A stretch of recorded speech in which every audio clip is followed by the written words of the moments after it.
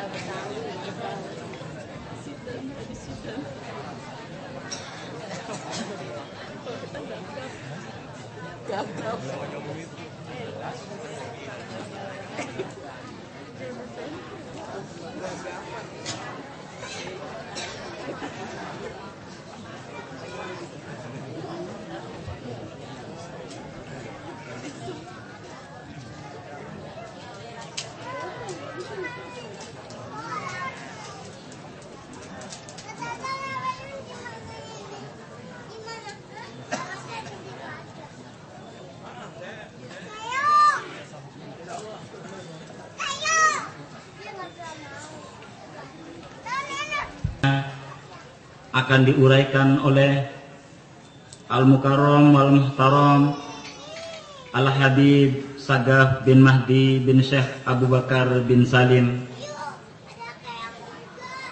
Kepadanya dengan segala hormat dipersilahkan.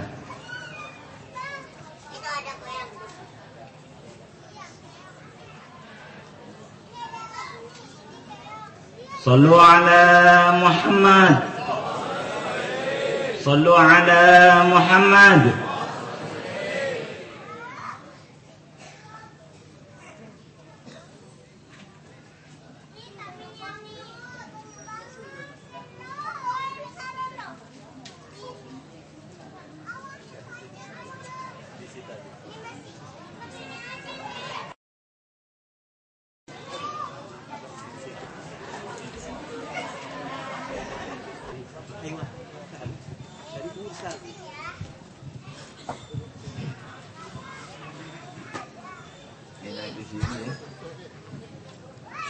Assalamualaikum warahmatullahi wabarakatuh.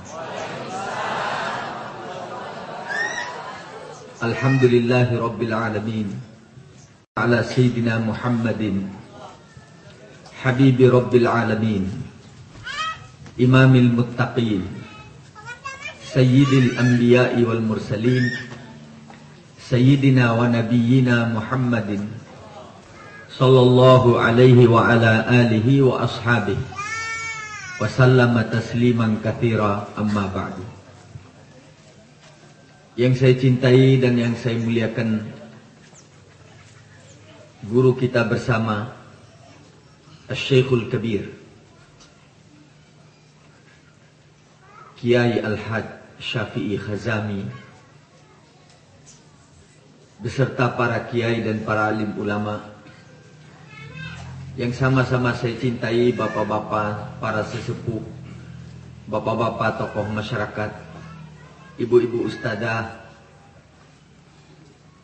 yang saya cintai dan yang saya banggakan, guru kita Syarif Mursal yang telah belajar dengan gigihnya kepada muallim dan beserta rekan-rekannya yang lain, yang kemarin saya nyatakan kepada mereka, siapa yang belajar kepada Syekh Muallim Syafi'i Khazami, maka dia adalah murid-murid yang boleh dikategorikan ulama-ulama yang solehin.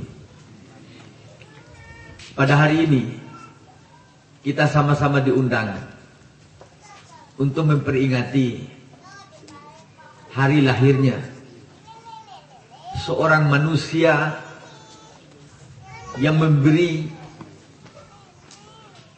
keberuntungan kepada sekalian alam semesta, yang datangnya membawa rahmat dan kasih sayang, yang beliau dijadikan contoh hidup oleh Allah. Siapa yang mengambil contoh hidup itu, maka dia pasti akan bahagia dunia dan akhirat. Bayangkan ibu-ibu. Ibu-ibu kan pernah melahirkan anak. Anak itu dilahirkan dalam keadaan yatim. Cantiknya kebangetan. Saya tidak berani mengatakan ganteng, karena ibu-ibu bilang kalau kepada saya Habibnya ganteng. Tapi Nabi Muhammad ini cantik, molek, indah. Orang yang beriman yang memandang beliau di saat itu langsung terkagum-kagum.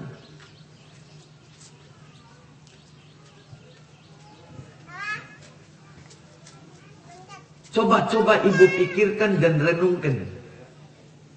Bagaimana seandainya seorang ibu mempunyai anak secantik itu? Pasti ibu akan menggendong dan membuainya. Aduh, anakku cantik. Bibirnya ibu-ibu colek-colek, ya tak? Masya Allah, Masya Allah. Terus anak ini diberikan kepada orang untuk dipelihara.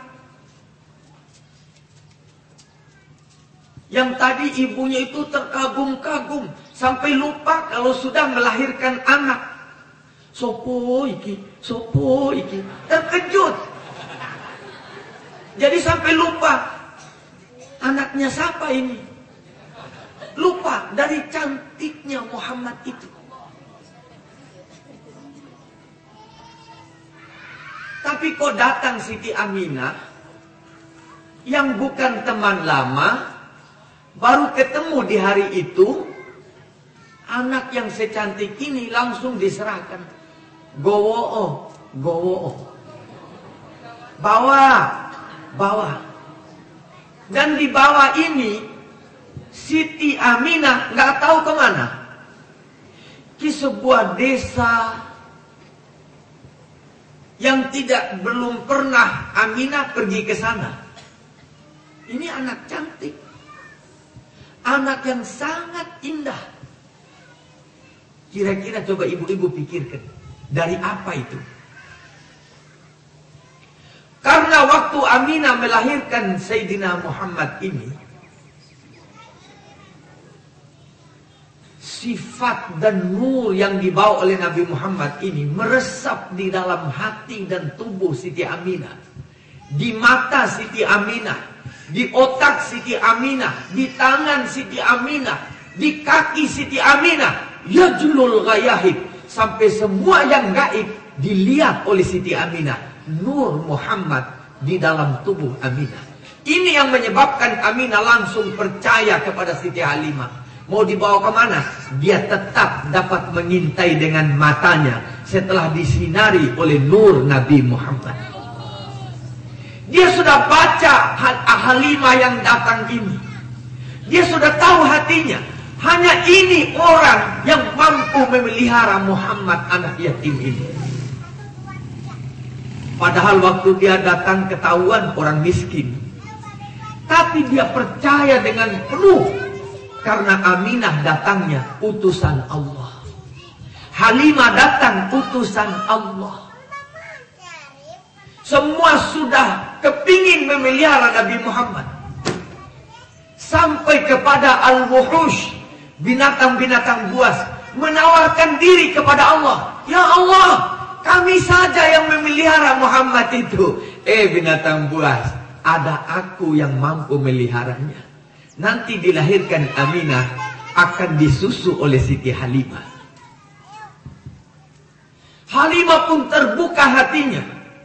Yang sudah 8 tahun buah sebelah kanan tidak bisa mengeluarkan susu. Di saat disentuh oleh bibir Nabi Muhammad, langsung mencolot keluar air susunya. Dan Halimah langsung beriman, ini bukan manusia biasa. Basyarun lakal basyar. Manusia yang tidak seperti manusia kita.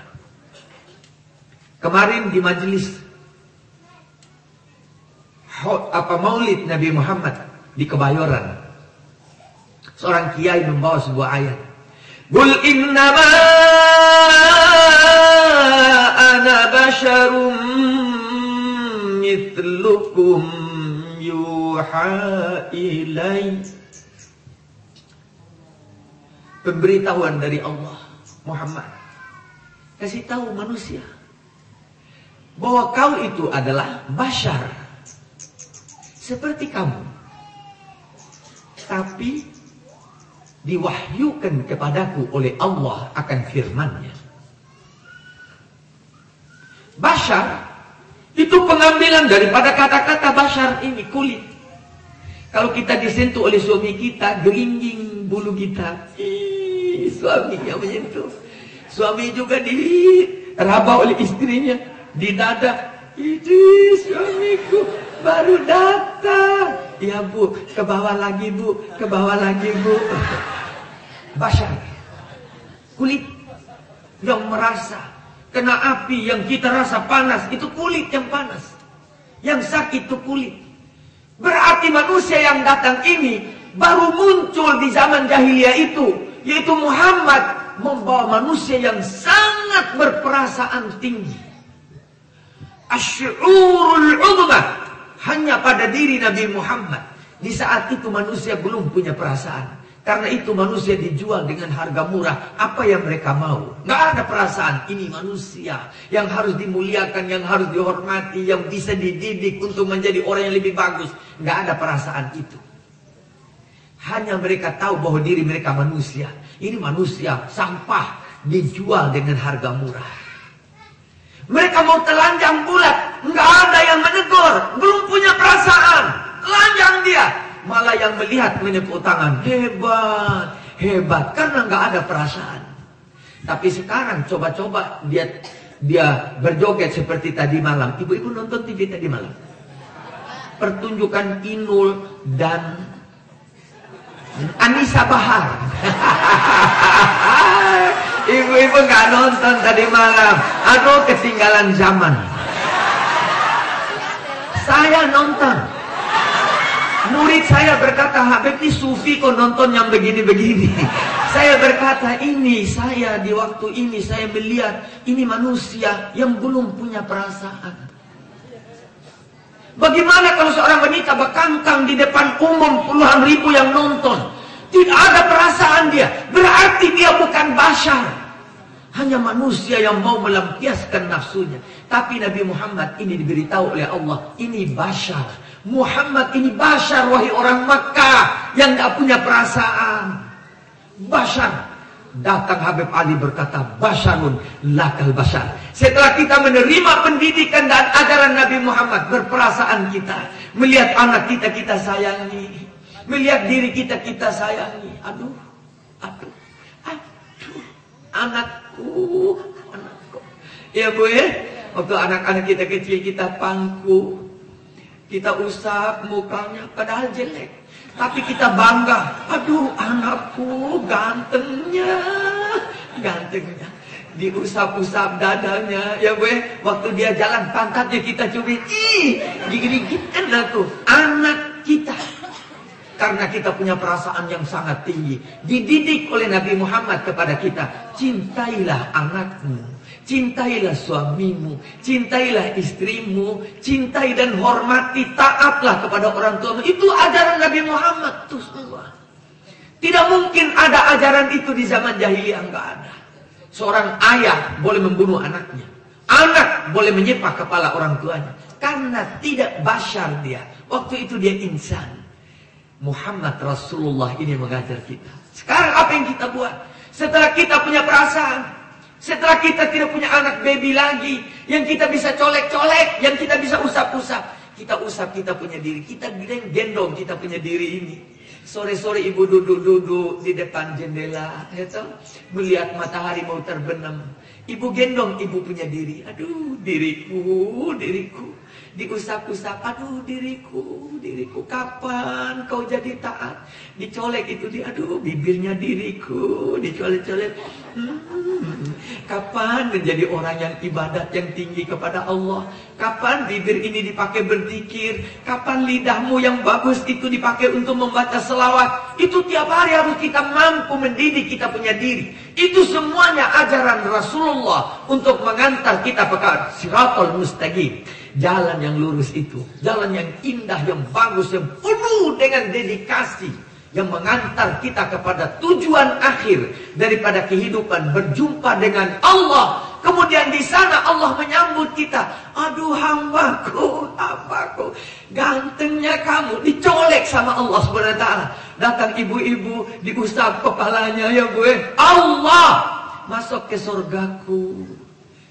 Aduh, jika kita mempunyai perasaan seperti ini, lalu kita kembali kepada alam yang kita hanya kagumi sementara, keindahan rumah yang sementara, keindahan dan kebagusan mobil yang sementara, kenikmatan maksiat yang sebentar, alangkah ruginya manusia itu. Rugi besar. Rugi besar, sangat besar. Coba ibu-ibu sekarang gendong dirinya itu. Ibu duduk sekarang, dirinya digendong. Aduh, diriku, diriku, mau kemana kau? Ah, saya mau ke mall. Ojo, ojo. Bikin sebuah tempat di dalam rumah, Bu. Walaupun 2 meter kali 2 meter, untuk duduk munajat kepada Allah. Tidak ada kenikmatan seperti kenikmatannya munajat. Menangislah kepada Allah itu.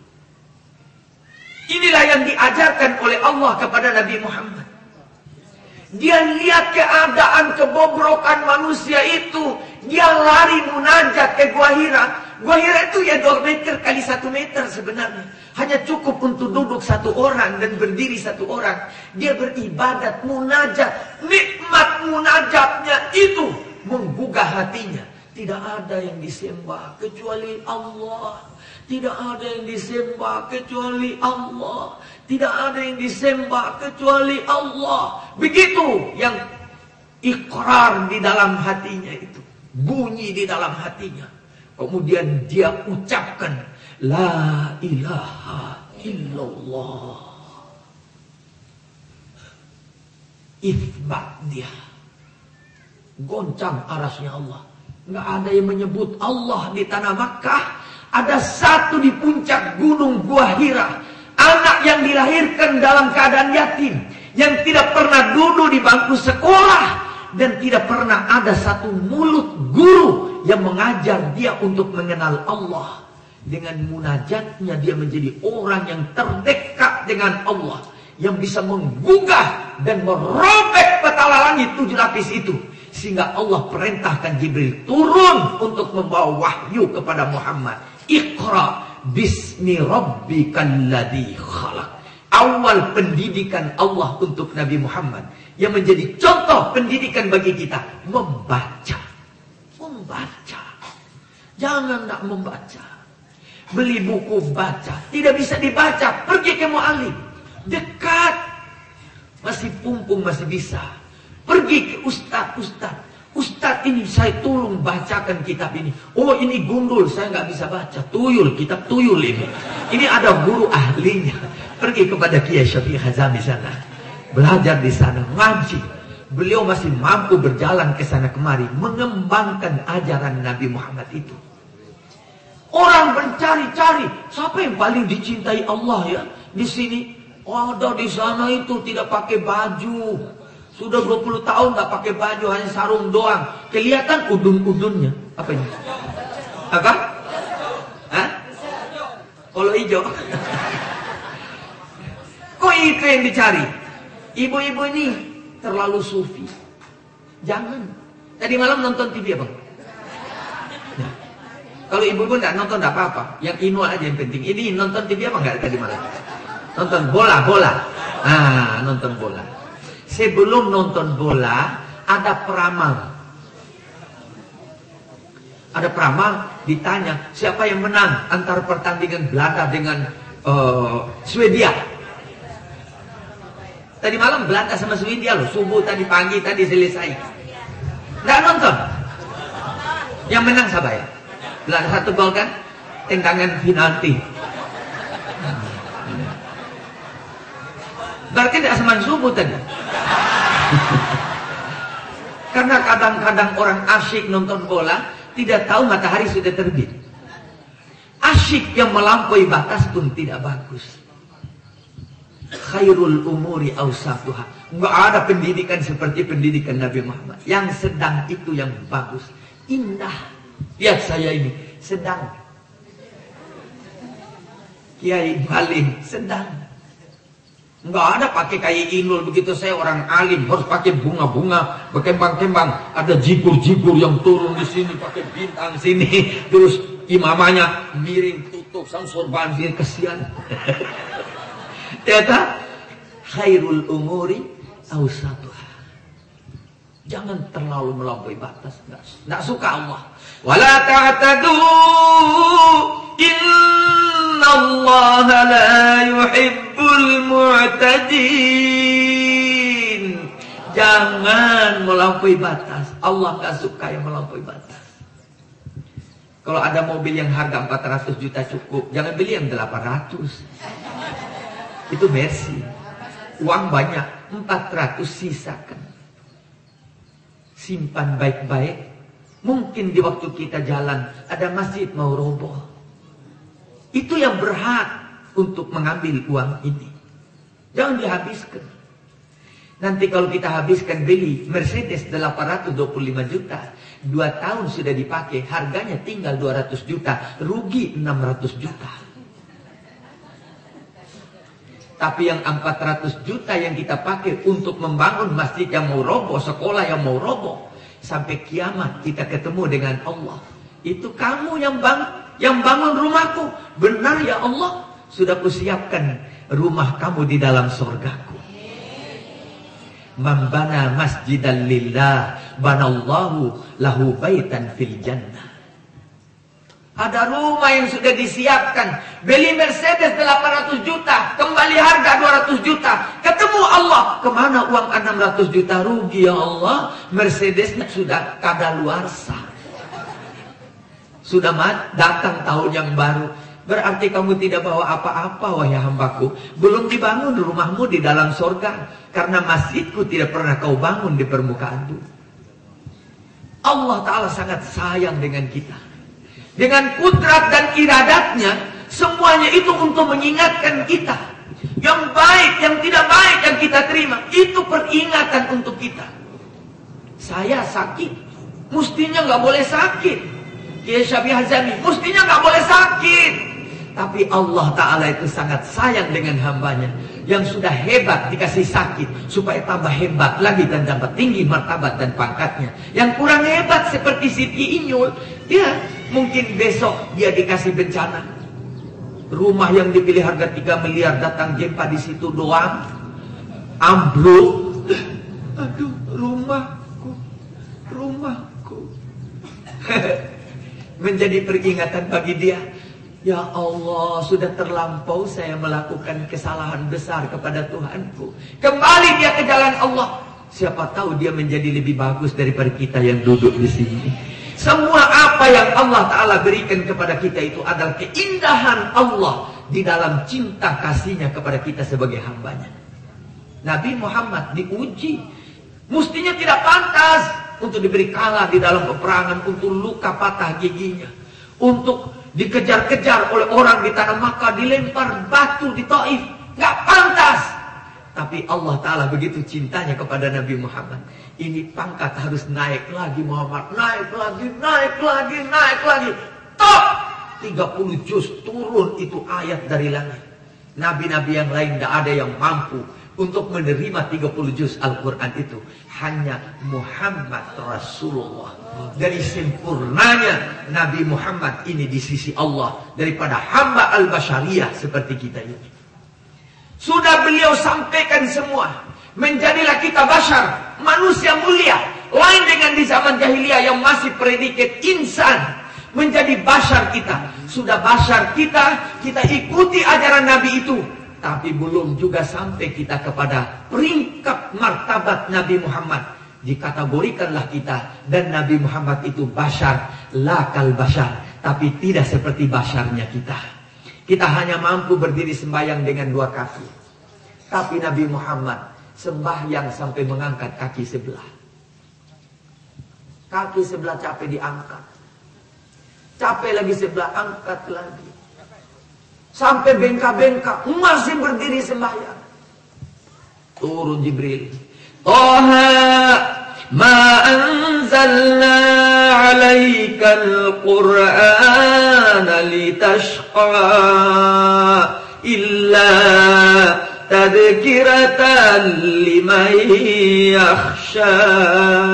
Muhammad, tidak untuk memberatkan kamu, tidak untuk mencelakakan kamu, ini Quran diturunkan sekedar untuk kau sampaikan kepada manusia. Yang mau taat dan mau ikut sudah kutentukan. Engkau sekedar menyampaikan, wahai Muhammad. Mundur Muhammad sedikit. Malaikat tidak mampu mencatat dan menulis apa yang dia buat dan apa yang dia ucapkan. Minta ampun itu Rakib dan Atid. Ya Allah, nggak mampu lagi kita mencatat ini Muhammad, apa yang dia buat. Sudah istirahat aja pada diri Muhammad. Catat yang lain, catat Habib Segaf, catat itu Abu Aminah, catat ini Pak Salih, dokter. Ini aja yang dicatat, yang lain nggak usah. Muhammad nggak usah dicatat. Itu Nabi Muhammad kita. Enggan untuk meninggalkan kita, nggak mau. Nggak mau meninggalkan ibu dokter, nggak mau. Nggak mau meninggalkan Habib Segaf. Sia-sia hidup sendiri, enggak. Mau terus dengan kita. Mau terus. Ulama-ulama kita itu beken-beken hebat-hebat. Bagaimana supaya Nabi Muhammad ini tetap berpancar di dalam hati sanubari umatnya? Dibikinlah tulisan-tulisan yang indah. Yang mengarang tentang sejarah hidup Nabi Muhammad SAW. Diungkapkan dengan bacaan-bacaan yang bagus, yang disusun dengan rapi, yang sementara orang tidak mengerti bahasanya, lalu dia berkata ini bohong belaka karena bahasanya nggak ngerti. Pernah terjadi di zaman Syekh tua, guru tua, Habib Idrus bin Salim Al-Jufri. Salah seorang tokoh di situ tidak mau berdiri waktu asyarakat.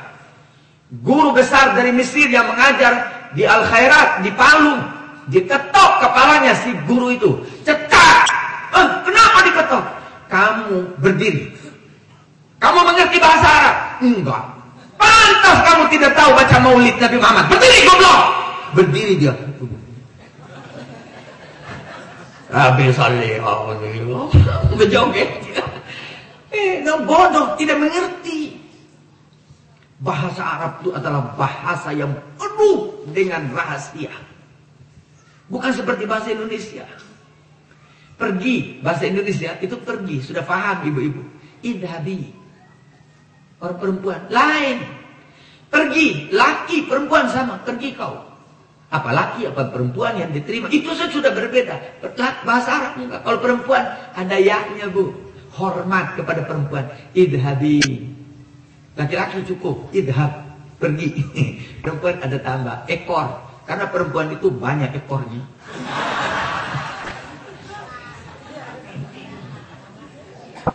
Penipu yang terbesar, perempuan. Ya, dari terlalu hebatnya. Hebat.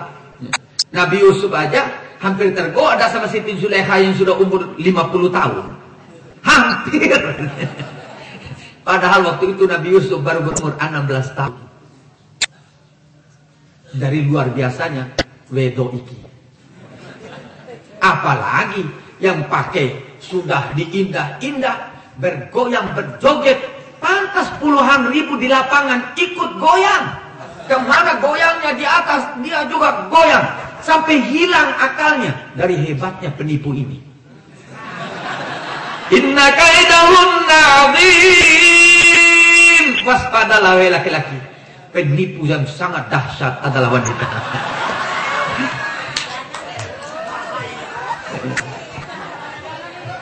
Tapi ibu-ibu jangan marah, bukan ibu di sini. Kan saya sudah kasih contoh tadi yang joget-joget itu. Karena itu perlu waspada. Ketimbang hadir di sana kan lebih baik hadir di sini. Kita bisa ingat Allah. Ini yang perlu kita sadarkan anak-anak kita itu. Anak-anak gadis kita, anak-anak remaja kita.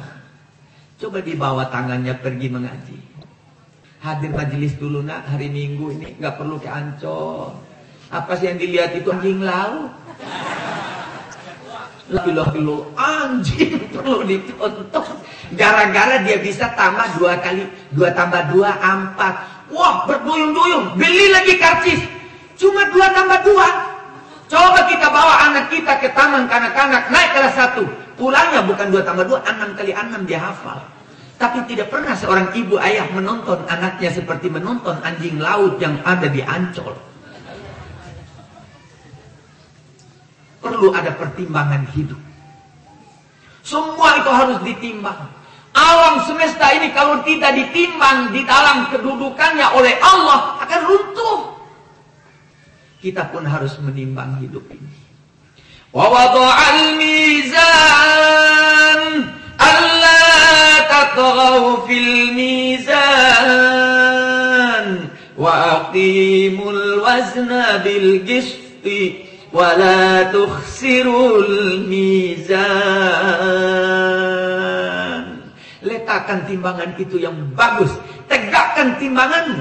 Jangan merugikan di dalam kehidupanmu dan kehidupan orang lain. Timbang baik-baik. Perlukah anak ini pergi ke Ancol hanya sekedar nonton anjing laut yang hanya tahu 2 tambah 2 3 kali 3, 3 kali 2, 4 kali 4. Dari dulu dia ketok begitu-begitu saja. Coba cari yang lain, nggak bakal dia mampu. 125 kali 25 nggak mampu dia geleng kepalanya. Tapi anak kita sudah SMP 25 kali 25 625. Karena dia sudah belajar matematika. Ini yang perlu kita tonton setiap hari. Nah, ya Allah, anakku lebih hebat dari anjing laut. Ini yang perlu ditonton. Jangan lepas mereka itu. Perlu kita jaga, perlu kita bimbing, perlu kita pegang tangannya. Seorang ayah, seorang ibu tiap pagi mencium ubun-ubun anaknya, membacakan Fatihah di kepalanya. Siapa tahu anak ini mendapat kudrat dan iradat yang mulia dari Allah, barakat doa ayah dan ibunya. Mudah-mudahan dengan maulid Nabi Muhammad SAW kita bisa kembali lagi ke jalan Rasulullah. Setiap ada maulid mesti ada barakah, mesti ada rahmat dan kasih sayang Allah. Karena liwat Nabi Muhammad juga semua rahmat dan barakat itu diturunkan. Mudah-mudahan Allah Subhanahu wa taala memberikan rahmat kepada kita semua. Walaupun dalam keadaan bagaimana, jangan tinggalkan maulid Nabi Muhammad. Walaupun dalam keadaan perang, nuklir meledak di mana, jangan dihiraukan itu. Baca dulu maulid kepada Nabi Muhammad. Insya Allah kita akan selamat dunia dan akhirat. Mari kita membaca selawat kepada Nabi sejenak. Ya Rabbi bil Mustafa balligh maqasidana waghfir lana ma madha ya wasi'al karami. Allahumma shalli ala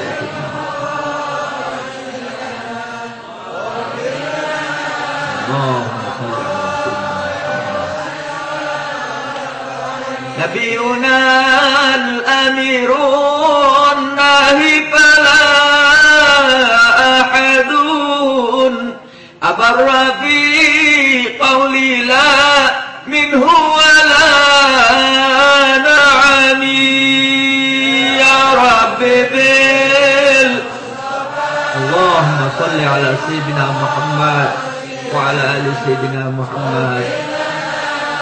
Allahumma salli ala Sayyidina Muhammad. Muhammadun Sayyidul Kaunaini wa Thaqalain والفريقين من عرب ومن عجم. اللهم صل على سيدنا محمد وعلى آل سيدنا محمد. اللهم صل على سيدنا محمد وعلى آل سيدنا محمد. اللهم صل على سيدنا محمد. والحبيب الذي ترجى شفاعته لكل هول من الأهوال مقتحم. اللهم صل على سيدنا محمد وعلى آل سيدنا محمد.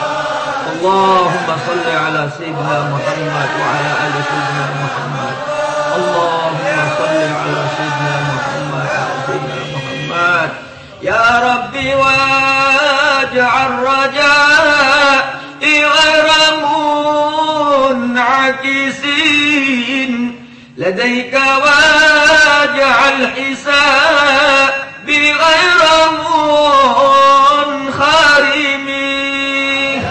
اللهم صل على سيدنا محمد وعلى آل سيدنا محمد.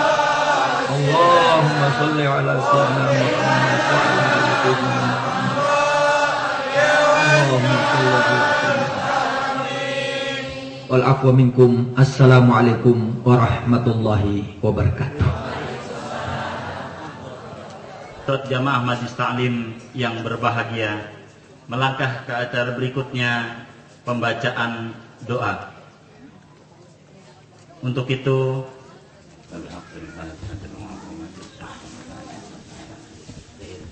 وأنت تفضل علينا بكل خير وأنت جعلنا من أهل الخير وأنت عاملنا معاملتك لأهل الخير وأنت تنظرنا في أدياننا وأنفسنا وأهلنا وأولادنا وأحبابنا وأصحابنا من كل محنة وفتنة وبؤس وضيق إنك ولي كل خير ومفضل من كل خير ومعطي كل خير برحمتك يا أرحم الراحمين.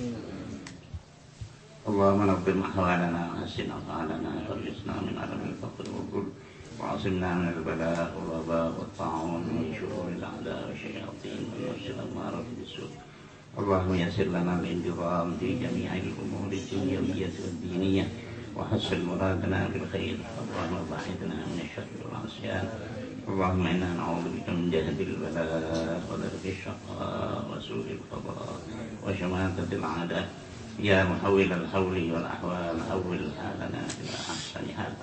اللهم يا كثير النوال ويا خالق جميع الأفعال وفقنا لنية الخير في جميع الأقوال والأحوال. اللهم سلمنا وسلم ديننا ولا تسلب وقتنا زعيم إيماننا ولا تسلط علينا بذنوبنا من لا يخافك ولا يرحمنا وارزقنا خير الدنيا والآخرة إنك على كل شيء قدير. اللهم اجعل جمعنا هذا جمعا مرحوما وتفرقنا من بعده تفرقا معصوما ولا تجعل فينا ولا معنا شقيا ولا مطرودا ولا محروما. اللهم ربنا آتنا في الدنيا حسنة وفي الآخرة حسنة وقنا عذاب النار. ربنا تقبل منا إنك أنت السميع العليم وتب علينا إنك أنت التواب الرحيم. صلى الله على سيدنا محمد وعلى آله وصحبه وسلم. سبحان ربك رب العزة عما يصفون وسلام على المرسلين والحمد لله رب العالمين. آمين. Ada bingkisan dari panitia. Sekali lagi mohon kepada jamaah untuk tidak meninggalkan majlis karena ada bingkisan dari panitia Maulid. Kami sebagai pembawa acara kurang lebihnya mohon maaf. Akhirul kalam, assalamualaikum warahmatullahi wabarakatuh.